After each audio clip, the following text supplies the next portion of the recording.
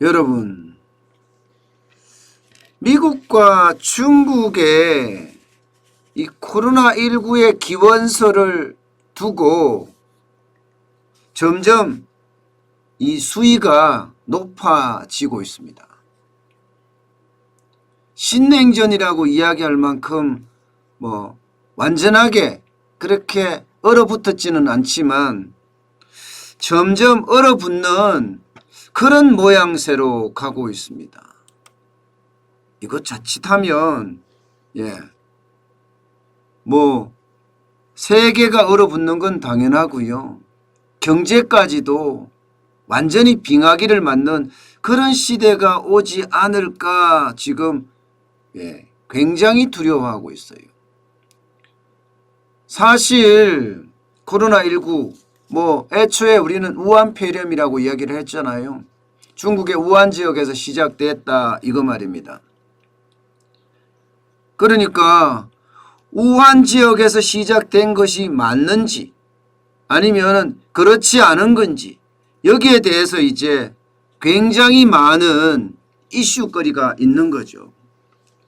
그 이슈거리가 어떻게 될 것이냐에 따라서 여러분 이게 분위기가 굉장히 달라질 수도 있습니다. 분위기가 굉장히 달라질 수도 있습니다.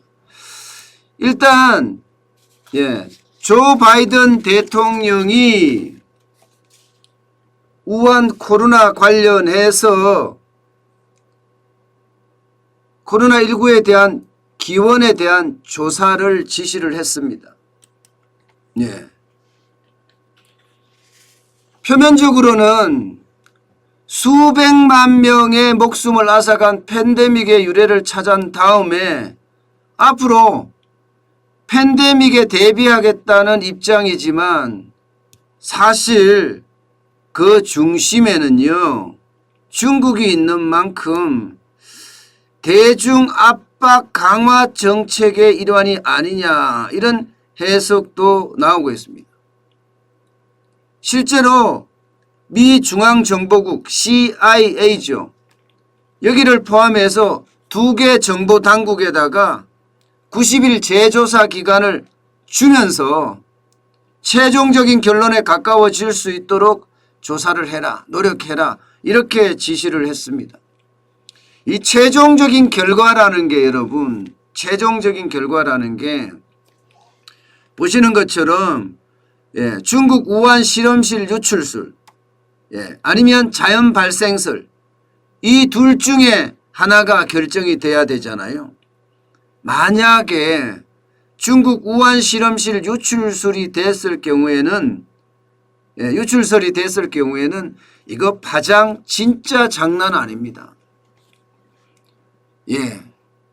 결국은 이게요 중국이 책임지라 거기에 대해서 전 세계에 배상해라 이렇게 나올 수도 있기 때문에 이거는 어떻게 생각하면 신냉전이 아니라 전쟁으로도 갈 수 있는 그런 큰 위험이 도사리고 있는 것 아니냐 이렇게까지 해석되고 있습니다. 사실 세계보건기구가 조사를 했어요. 그런데 애초부터 중국 편향성의 논란이 있었고 또 중국 정부가 정보를 투명하게 공개하지 않았습니다. 그래서 그 결과가 맞득치 않았습니다. WHO 세계보건기구의 보고서는요. 우한 실험실 유출 가능성은 낮다 이렇게 이야기하면서도 추가 조사가 필요하다 이렇게 전제했습니다. 결국은 더 조사를 해봐야지 안다 이런 얘기잖아요. 그런데 바이든 대통령이 받은 보고에는요. 2곳 동물에서 한 곳은 실험실에서 유래했다 이렇게 지금 보고를 받았단 말입니다. 2곳 동물이라는 것은 자연발생설이라는 거고 실험실이라는 것은 이게 인위적인 유출을 통해서 발생했다는 상황이 되는 거예요. 이렇게 되면 어느 쪽으로 결론이 나느냐에 따라서 미중 관계도 마찬가지고 이게 세계적인 어떤 중국에 대한 배상 책임론까지 불거지면서 굉장히 혼란스러운 세계 중앙이 맞지 않을까, 이런 예상들을 지금 많이 하고 있습니다. 사실 이게 어떻게 가야 될 거냐, 지금 백악관은요 굉장히 신중한 입장을 취하는 모양새예요. 재조사에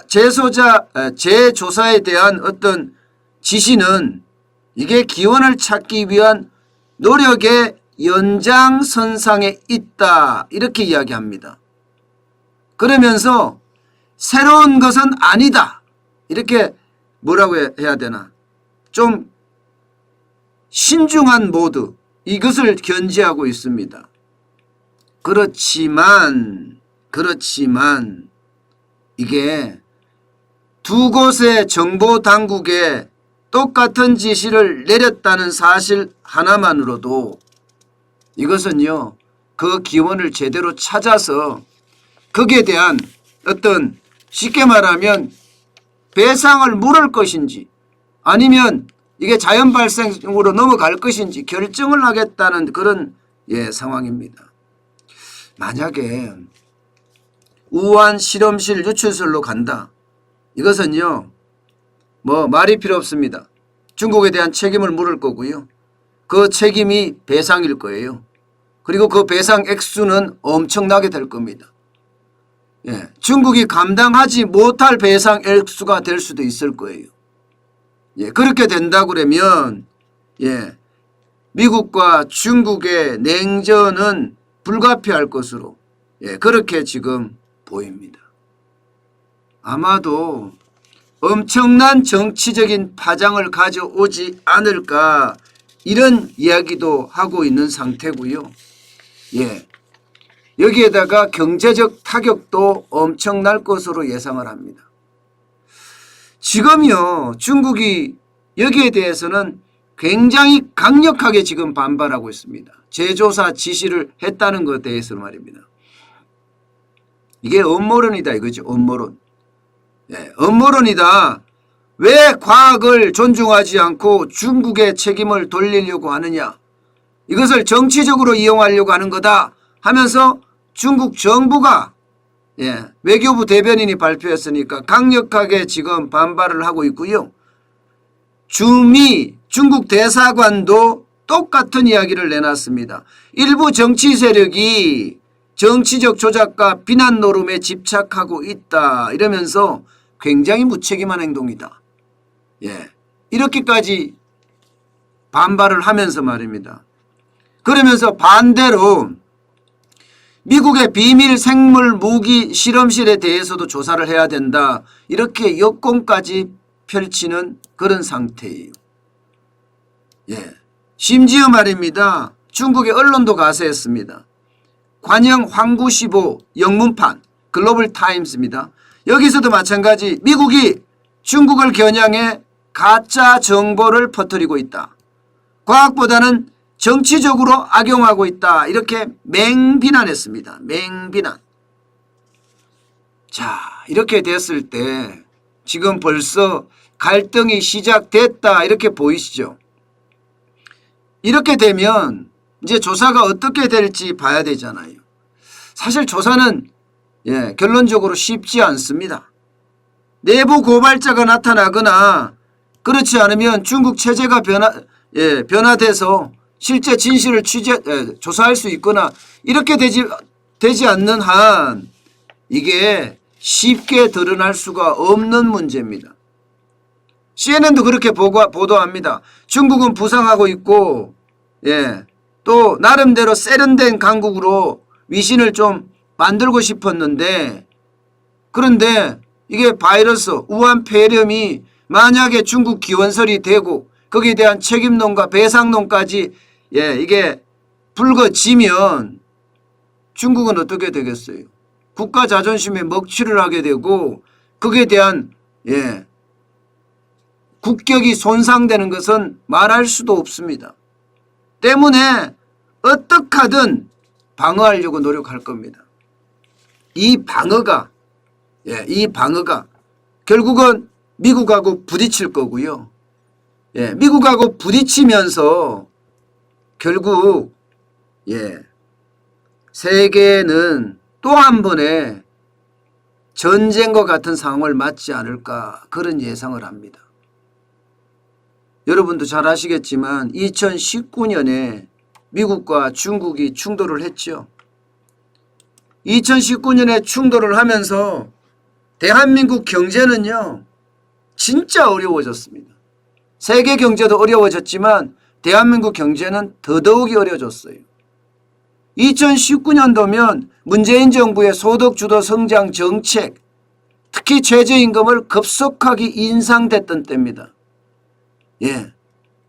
그것과 맞물려져서 우리 수출이 완전히 아작났다고 해야 되나요? 완전히 망가지는 그런 결과를 실제 초래했었거든요. 그게 미중 무역 전쟁의 결과였습니다. 미중 무역 전쟁의 결과. 보세요. 수출이요. 1년 내내 떨어졌습니다. 1년 내내. 이게 2018년 12월 수출이 마이너스 1.7%, 1.7% 떨어지기 시작하면서 1월에 6.2%부터 시작을 해서 6월이 시작되면 두 자릿수입니다. 13.8%, 14%, 14.8% 10월에는 이렇게 떨어지고 12월까지도 5.2%가 떨어지는 그런 상황을 맞았었거든요. 그런데 지금 점점 이제 팬데믹에서 코로나19가 접종되면서 말입니다. 경제가 쑥쑥 자라나고 있어요. 경제가. 특히 중국은 코로나19의 피해가 그렇게 많지가 않습니다. 그러다 보니까 공장이 빵빵 돌아가요. 미국은요. 피해가 엄청나죠. 거의 60만 명이 죽었죠. 게다가 경제적 피해는 이루 말할 수도 없을 겁니다. 유럽도 마찬가지일 거고요.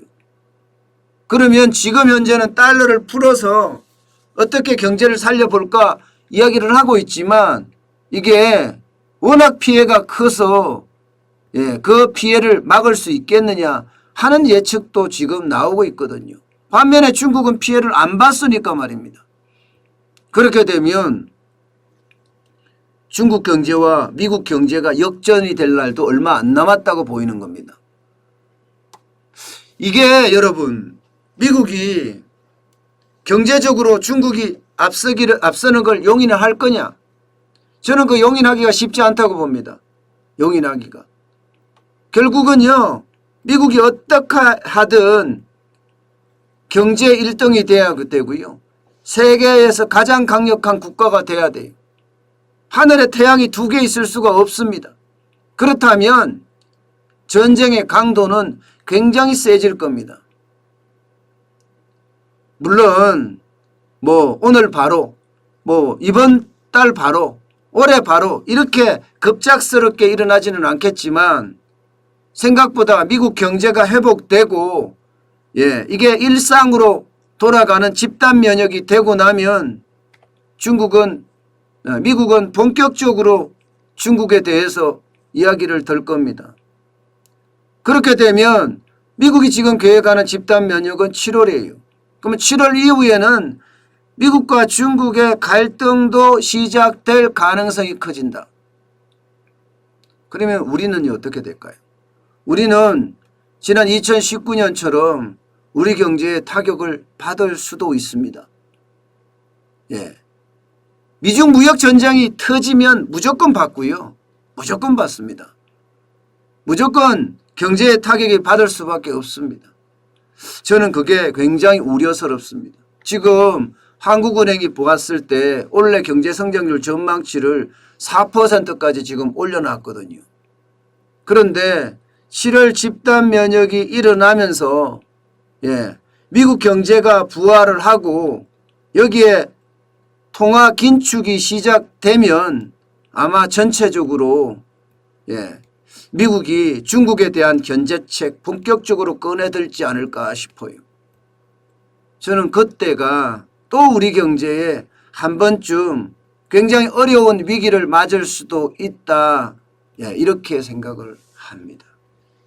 제가 신냉전 터진다고 물음표를 달한 것은요. 예, 아직까지 그렇게 강도가 세지는 않다 하는 의미에서 예, 물음표를 달았습니다마는 결국은 하늘에 태양이 두 개가 없다고 제가 말씀을 드렸잖아요. 그런 차원에서 본다면 미국과 중국의 충돌은 불가피하다. 그게 언제냐의 문제다. 다행히 우리 경제가 어느 정도 궤도에 접어들었을 때 그 문제가 터졌으면 좋겠는데 우리 경제가 회복도 하지 못하는 상황에서 터질까 봐 예, 저는 그게 더 두렵습니다. 그나마 지금 대한민국은 기업의 수출이 근근히 대한민국 경제를 회복시켜주고 있거든요. 내수는 지금 굉장히 어려운 상황입니다. 정부도 내수를 키우려고 뭐 돈을 뿌리겠죠. 그런데 이 돈 뿌리는 게 사람들이 소비로 이어지지 않습니다. 오히려 그 돈을 저축하거나 예금해 버립니다. 그렇다면 통화량만 늘어나게 돼요. 통화량만 늘어나게 되면 이게 인플레이션이 더 가중될 수밖에 없기 때문이거든요. 인플레이션이 가중되면 여러분 이게 물건을 사고 싶어도 안 삽니다. 소비가 그만큼 더 위축될 거예요. 물건값이 자꾸 올라가니까 말입니다. 예, 이럴 경우 내수가 진작되기가 쉽지가 않거든요. 예, 그런 차원에서 보면 내수가 어느 정도 진작이 돼서 바닥 경제가 좀 다져졌을 때 예, 우리 자영업자나 소상공인들이 이제 원금도 갖고 이자를 갚기 시작했을 때까지는 버텨줘야 되는데 그렇게까지 못 버텨줄까? 예, 그것은 굉장히 두려운 하나의 큰 요소가 아닌가 저는 그렇게 생각을 해봅니다. 그 어느 때보다가 뭐 어차피 올 겁니다. 예, 코로나19에 대한 기원설이 어딘가 정해질 거고요. 중국 우한 실험실에서 빠져나왔는지 아니면 자연 발생이 됐는지 실험실에서 빠져나왔다고 해도 저는 이게 예, 이거는 굉장히 큰 문제가 있고요. 뭐 책임론에 배상론까지 또 반대로 자연 발생했다고 하더라도 이것도 저는 이연령 비연령이라고 생각을 합니다. 뭐 여러분도 다 알다시피 예, 중국에서 발생됐다 우한 폐렴이라고 이야기까지 나왔는데도 불구하고 중국은 중국 기원설을 부인하잖아요 지금. 예, 과학적으로 증명을 해봐야 된다 이거 아니에요. 과학적으로. 참 그러고 보면 중국 사람들 참 예, 자기중심적인 사고예요. 분명히 예, 우한 지역에서 발생이 된 것은 전 세계가 공이 다 아는 사실이지만 과학적 증거나 실질적인 어떤 뭐라고 이야기해야 돼요?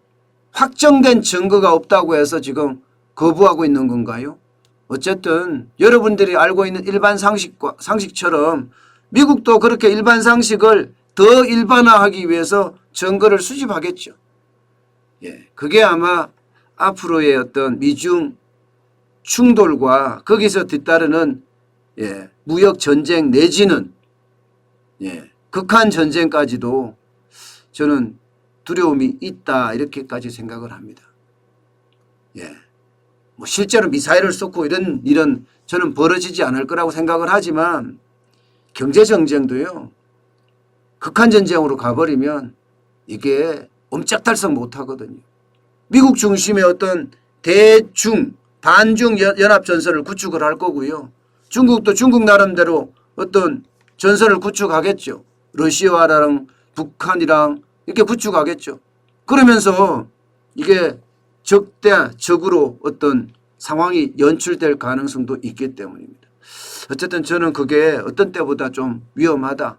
예, 그런 이야기가 말씀을 꼭 드리고 싶습니다.